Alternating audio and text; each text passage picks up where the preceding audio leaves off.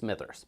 It's in northern BC, has a population of about 5,000 people, and this week held a public meeting that was watched online by more people than live in the entire town. I feel like we were not consulted at all.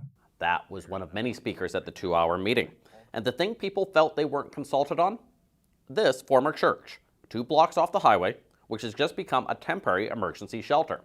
It has 8 beds, and the permit only extends until the end of March. But it came together on short notice.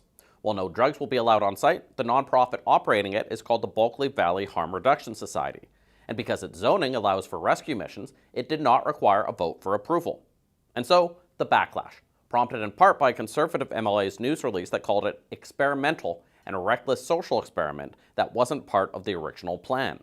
It was a warming shelter for people to go in and get something hot to eat and to warm up and then leave. There was never anybody proposed to spend the night.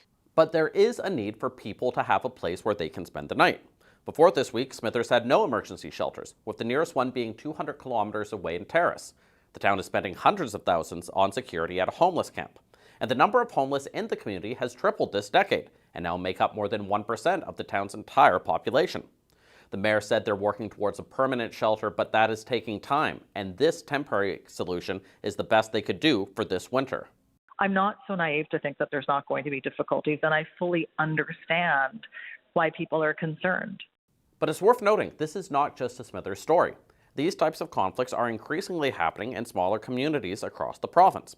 In Sydney, council recently rejected an emergency weather shelter that would have been open around 10 days a year. In Port Alberni, there's tension over a council vote next week on extending the license for the city's largest year-round shelter.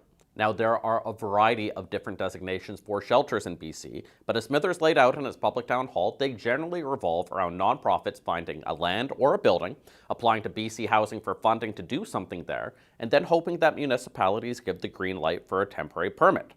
Port Alberni's mayor says that is a problem, particularly in smaller communities that have less established nonprofits acting as the middleman between provincial funds and local approvals. It just really stops us from being able to properly plan for where should these services be in our community when it's going to be potentially a different service provider every year competing for the funds in a different space that we need to offer a temporary use permit or other short-term mechanism to.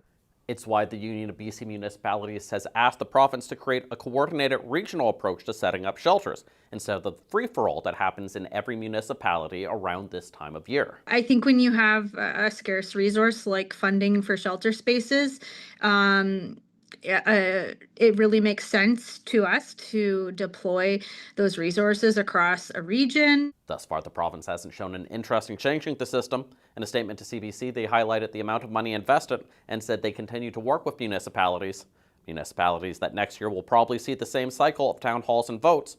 But no matter how those votes go, there will be people in their communities still looking for those shelters.